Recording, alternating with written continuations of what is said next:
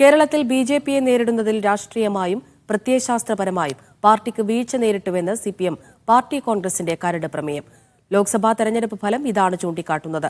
India സഖ്യവുമായി പാർലമെന്റിൽ സഹകരിക്കും. BJP വിരുദ്ധ വോട്ടുകൾ ഏകീകരിക്കാൻ തെരഞ്ഞെടുപ്പ് തന്ത്രങ്ങളാവാമെന്നും 24ാം പാർട്ടി കോൺഗ്രസിന്റെ കരട് രാഷ്ട്രീയ പ്രമേയത്തിൽ പറയുന്നു. ന്യൂനപക്ഷ വർഗീയതയും അധികാരത്തിലുള്ള ഭൂരിപക്ഷ വർഗീയതയും സമമല്ലെന്ന് കേന്ദ്ര കമ്മിറ്റി തയ്യാറാക്കിയ പ്രമേയത്തിൽ പറയുന്നു. മുസ്ലിങ്ങൾക്കിടയിലെ സിപിഎം സ്വാധീനം ഇല്ലാതാക്കാൻ ജമാഅത്തെ ഇസ്ലാമി ശ്രമിക്കുന്നു. മതമൌലികവാദികളെ ചെറുത്ത് മുസ്ലിങ്ങളെ മതേതര വേദികളിൽ എത്തിക്കണം. ആർട്ടിഫിഷ്യൽ ഇന്റലിജൻസ് തൊഴിലില്ലാതാക്കുമെന്നും എഐയുടെ വികാസത്തെ നിയന്ത്രിക്കാൻ നടപടികൾ ഉണ്ടാകണമെന്നും പ്രമേയത്തിൽ പറയുന്നു. PR അരവിന്ദ് വിവരങ്ങൾ നൽകാനായി ഡൽഹിയിൽ നിന്ന് ചേരുന്നുണ്ട്. അരവിന്ദ്, കേരളത്തെ സംബന്ധിച്ച് ഈ കരട് രാഷ്ട്രീയ പ്രമേയത്തിൽ എന്തൊക്കെ കാര്യങ്ങൾ പരാമർശിക്കുന്നു?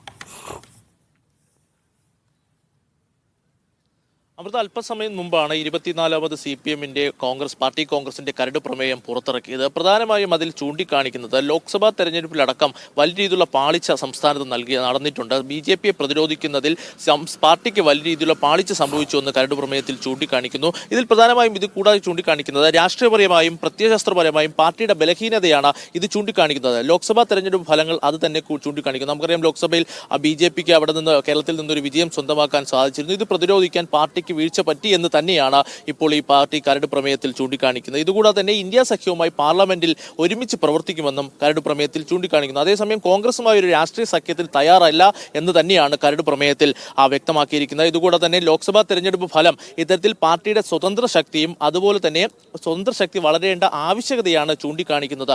പാർട്ടി ഇത്തരത്തിൽ കൂടുതൽ പ്രയത്നിക്കേണ്ടതുണ്ട്. പാർട്ടി ഇപ്പം നടന്ന പ്രശ്നങ്ങളെല്ലാം മറികടക്കേണ്ട ഒരു സാഹചര്യമുണ്ടെന്നും ഇപ്പോൾ ഈ കരട് പ്രമേയത്തിൽ ചൂണ്ടിക്കാണിക്കുന്നു. ഇതുകൂടാതെ പ്രധാനപ്പെട്ട ഒരു കാര്യമെന്ന് പറയുന്നത് ന്യൂനപക്ഷ വർഗീയതയും അതുപോലെ തന്നെ അധികാരത്തിലുള്ള ഭൂരിപക്ഷ വർഗീയതയും സമമല്ലെന്നും കേന്ദ്ര കമ്മിറ്റി തയ്യാറാക്കിയ പ്രമേയത്തിൽ ചൂണ്ടിക്കാണിക്കുന്നുണ്ട്. മുസ്ലിങ്ങൾക്കിടയിൽ CPM-ന്റെ സ്വാധീനം ഇല്ലാതാക്കാൻ ജമാഅത്തെ ഇസ്ലാമി ശ്രമിക്കുന്നു എന്നൊരു വിമർശനം കൂടി ഇപ്പോൾ ഈ കരട് പ്രമേയത്തിലുണ്ട്. അതുകൊണ്ട് തന്നെ CPM ഇതിനെ മറികടക്കാനുള്ള നടപടികളും അതുപോലെ തന്നെ തന്ത്രങ്ങളും ആവിഷ്കരിക്കണമെന്നാണ് പാർട്ടി കോൺഗ്രസിന്റെ കരട് പ്രമേയത്തിലുള്ളത്. മതമൗലികവാദികളെ ചെറുത്തുകൊണ്ട് മുസ്ലിങ്ങളെ മതേതര വേദികളിൽ എത്തിക്കുവാൻ CPM ഒരു ശ്രമം നടത്തണമെന്നും കരട് പ്രമേയത്തിൽ പറഞ്ഞു വയ്ക്കുന്നു. അതേസമയം BJP-ക്കും RSS-നുമെതിരായ പോരാട്ടം ശക്തിപ്പെടുത്തണം. ആ വർഗീയ ശക്തികൾക്കെതിരെ ചെറുത്തു നിൽക്കണമെന്ന് തന്നെയാണ് കരട് പ്രമേയത്തിൽ ചൂണ്ടിക്കാണിക്കുന്നത്. അതിന് മതേതര ശക്തികൾക്കൊപ്പം ചേരുന്നത് കൊണ്ട് പ്രശ്നമില്ലെന്നും കരട് പ്രമേയത്തിൽ ചൂണ്ടിക്കാണിക്കുന്നു. ഇന്ത്യ സഖ്യത്തിനൊപ്പം പാർലമെന്റിൽ ശക്തമായ നിലപാട് തങ്ങൾ സ്വീകരിക്കുമെന്നും ഇപ്പോൾ CPM വ്യക്തമാക്കിയിട്ടുണ്ട്. അതേസമയം പുറത്ത് കോൺഗ്രസുമായി ഒരു രാഷ്ട്രീയ സഖ്യത്തിന് തയ്യാറില്ല എന്ന് തന്നെയാണ് CPM കരട് പ്രമേയത്തിൽ ചൂണ്ടിക്കാണിക്കുന്നത്. ഈ ഏപ്രിൽ 2 മുതൽ 5 വരെ മധുരയിലാണ് CPM-ന്റെ പാർട്ടി കോൺഗ്രസ് നടത്തുന്നത്. അന്ന് ഈ കരട് പ്രമേയം അവതരിപ്പിച്ച് പാസ്സാക്കുവാനാണ് CPM തീരുമാനം. അരവിന്ദ്, ഈ BJP-യെ പ്രതിരോധിക്കുന്നതിൽ പാളിച്ചയുണ്ടായി എന്നുള്ളൊരു പരാമർശം കൃത്യമായി തന്നെ ഉണ്ടല്ലേ?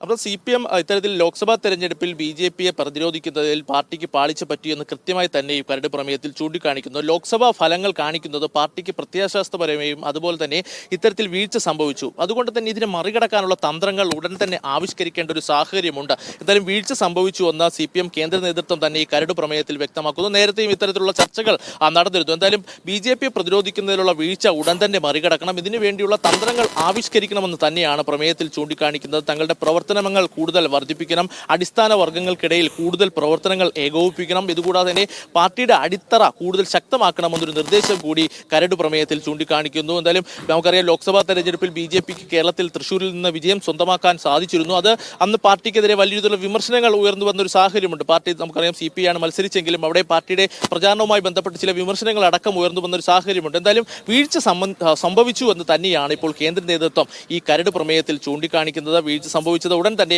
മറികടക്കണമെന്നും ഈ പ്രമേയത്തിൽ ചൂണ്ടിക്കാണിക്കുന്നുണ്ട്.